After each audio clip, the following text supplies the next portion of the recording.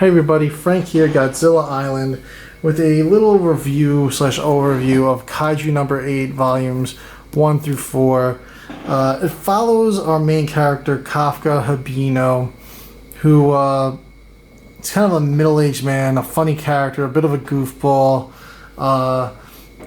He made a promise to his childhood friend, Mina Ashiro, who's now, at this time, a legendary Kaiju slayer.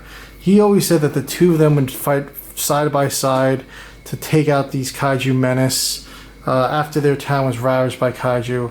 She became, like I said, a legend, and he just keeps getting rejected by the defense forces because he just doesn't cut it. So what he does is he decides to work for the Kaiju Sweeper crew, which is the cleanup crew that cleans up after the defense force. He cleans up all the corpses, and he's pretty much learned to he's learned all the weak spots on the Kaiju. He's kind of become a genius in Kaiju anatomy just from having to dispose of the bodies. There's a part in all the Kaiju that they call the core, which is pretty much like almost like their heart that keeps them going. So what happens is he's on a job one day. He's got this new guy, Ichikawa, who ends up kind of being like his protege and becomes almost like his best friend. He comes onto the job because he also wants to join the defense force, but he has kind of the same idea as Kafka. He's like, you know what? I want to learn the ins and outs of these monsters. It's going to help me fight them down the line. So I'm going to join the Kaiju Sweeper crew, and they join the crew together. And while they're cleaning up a body one day, one of the Kaiju, another monster bursts out of the body. They get attacked. They get saved. And the two of them are in a hospital. And this strange flying worm-like Kaiju appears in front of Kafka in his hospital bed. And he goes, "Oh, I found you." And literally the monster, whatever you want to call it, it's a Kaiju, I assume, goes down Kafka's throat and turns him into Kaiju No.8 is what he gets designated. And Ishikawa was kind of freaked out. He's like, "What the hell?" He's like, "What happened to you?" Like, he knows it's Kafka. So he's actually not like, "Alright, we gotta kill this thing." But turns out months go by, Kafka's getting stronger. He's learning to control his monster form. He could turn into it his own free will, and it gives him crazy strength. And the two of them decide to apply to the defense force.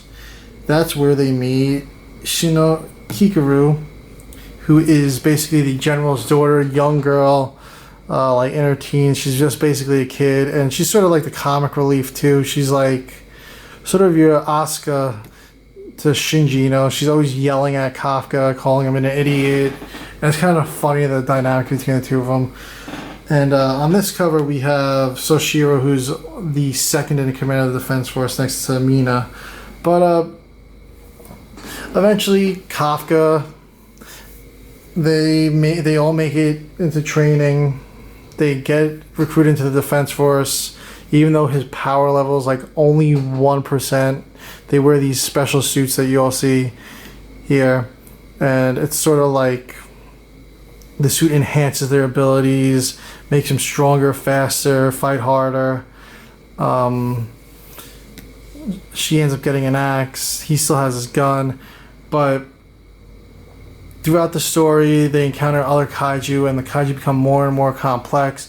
There's this huge assault that happens between Volume 3 and 4 of these wyvern-style Kaiju that usually only travel by themselves, but a whole pack attacks the base, and they're becoming more intelligent. And the rise of these intelligent Kaiju now, they're more, I don't know if sentient's the word, but they're more intelligent. They could talk. There's a Kaiju that disguises himself as a human, sort of like Kafka, but he's just pure Kaiju, where Kafka's kind of human turns to Kaiju, sort of the reverse.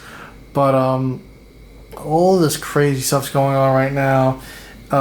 Issue 4 really ends in like a big like cliffhanger where you're like, oh, Kafka's in trouble, because he ends up revealing himself to pretty much most of the people on the team. He gets promoted during the attack on the base because he knew so much and he was able to find the weak points on the main kaiju that was directing the attack on the base. But really cool, very different take on kaiju. I really like it.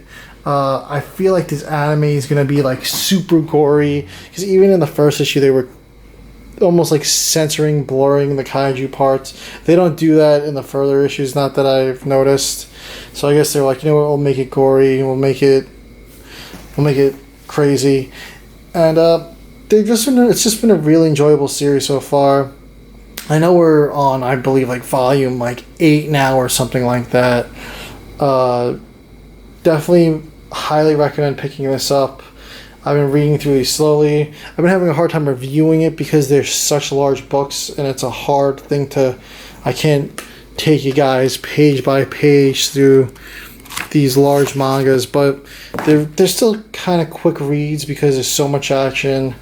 I really enjoyed it, and I'm really, really looking forward to the anime series. I cannot wait for this to drop. I'm hoping that this series covers a couple of volumes, and I hope it's a success and we get to keep getting more Kaiju #8. I mean, this is a great time we live in where Kaiju media is just bursting at the seams everywhere. We're just so much Kaiju content available to us now. But thank you for watching, guys. Really hope you guys get a chance to check out Kaiju #8 and keep an eye out for the anime coming soon. So thanks for watching. Follow Mesa Squad.